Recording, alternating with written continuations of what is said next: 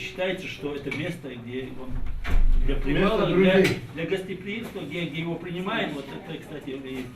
Об ингушском гостеприимстве известно всем, кто приезжает в республику. У нас даже есть такая молитва ко Всевышнему, где говорится: «Не оставь наш дом без гостей и без пищи для гостей». Следуя многовековым традициям ингушей, по приглашению к нам приехали гости из соседней Кабардино-Балкарии. Их встретили, как и подобает, накрыв стол с национальными блюдами. Беседу начали с рассказов древних мифов и легенд балкарского и ингушского народов. Самый старший Алавган остался неженатый. И не могли Сатана, Биче и другие нарские женщины говорят: сейчас он останется на старости лет совершенно один, надо его как-то женить. Ну, а он на пригреве сидел на солнышке, и стареющий свои кости там грел на солнышке, а там дети играли ашек, вальчики. Ашек говорят. И этот Сатана Биче говорит, мальчиков подозвала и говорит: идите, поиграйте рядом с Алавганом и устройте спор. И поклянитесь, что если я не прав, пусть я на старости лет останусь таким же бабулем неженатым, как Алавган. Он специально, чтобы он... Да. И они стали спор этот затеяли. Те стали, один говорит, чтоб я как Алавган на старости лет без жены остался, нет, чтоб я так остался. В общем, он подумал так, как это так, даже дети издеваются, там, даже перед детьми стыдно. И он запряг коня и пошел себе искать жену. Похожие мифы и легенды, похожие слова, одинаковые обычаи и традиции. Все это говорит о многовековых братских отношениях между нами. В целом, история ингушей и других народов часто переплетается, и доказательством тому служит древний храм Хабаирды в Джейрахе.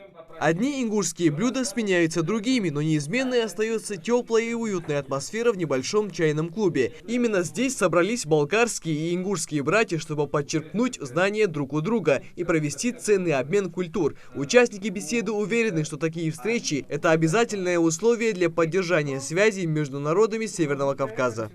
Нам никак нельзя замыкаться у себя там. В национальном квартире сидеть нельзя.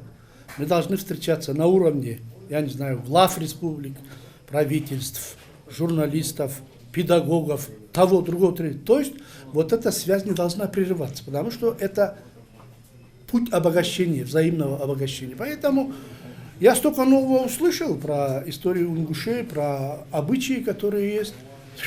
Это целый кладезь.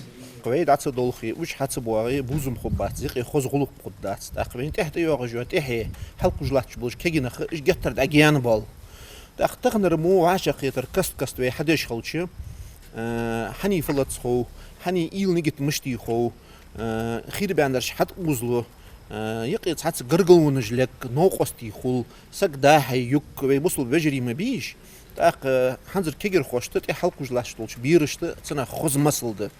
Инициатива создания чайного клуба и проекта «Круг Адатов», в котором гости республики могут каждую неделю собираться за круглым столом и делиться ценными знаниями, принадлежит Микаилу Базоркину. В свою очередь, комитет по туризму с помощью этого проекта сподвигает ингушских гидов к изучению традиций народов Кавказа.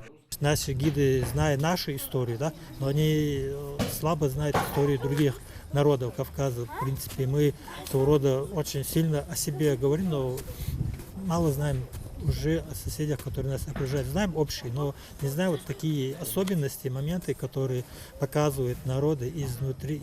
Здесь мы приглашаем экскурсоводов, чтобы они также за чашкой чая вместе с такими, так скажем, старейшими, да, знатоками фольклорного права разных народов на такие встречи.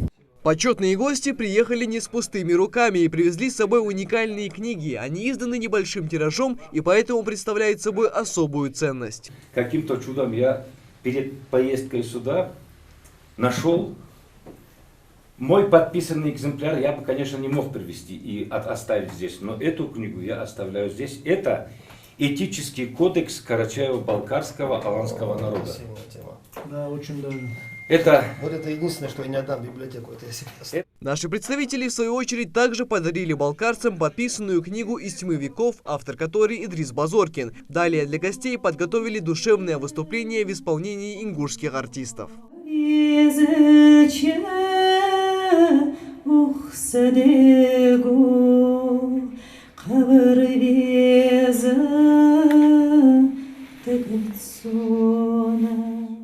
На этом встреча подошла к концу. Гости обещали еще не раз приехать в нашу республику и, конечно же, звали к себе. В дальнейшем такие встречи будут проводиться регулярно. Микаил Тангиев, Магомед Шаухалов, Новости 24.